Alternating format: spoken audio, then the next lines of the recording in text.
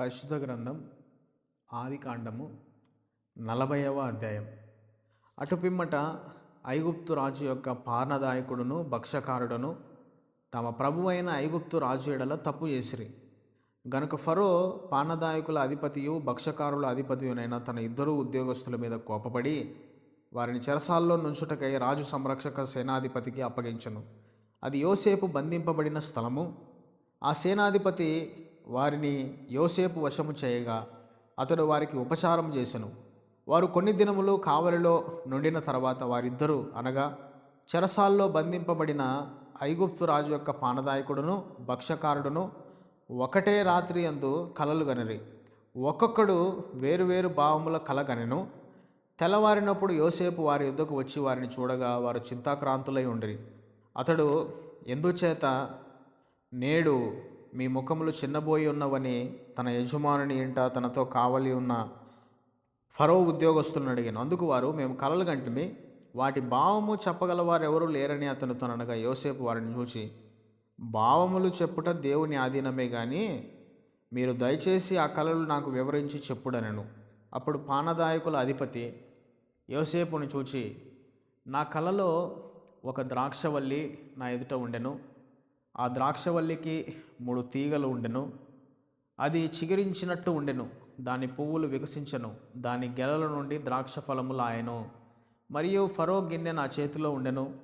ఆ ద్రాక్ష ఫలములు నేను పట్టుకొని ఫరో గిన్నెలో వాటిని పిండి ఆ గిన్నె ఫరో చేతికి ఇచ్చి తిని తన కలను అతనితో వివరించి చెప్పాను. అప్పుడు యోసేపు, దాని భావం ఇదే, ఆ 3 తీగలు 3 దినములు, ఇంకా 3 దినముల్లోగా ఫరో నీ తలను పైకెత్తి నీ ఉద్యోగం నీకు మరలా ఇప్పించును.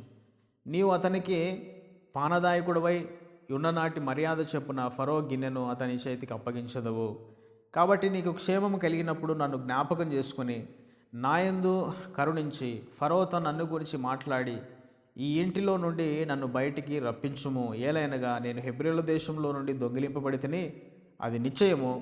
మరియు ఈ చెరసాల్లో నన్ను వేయుటకు ఇక్కడ సహా నేనేమీ చేయలేదని అతనితో చెప్పాను.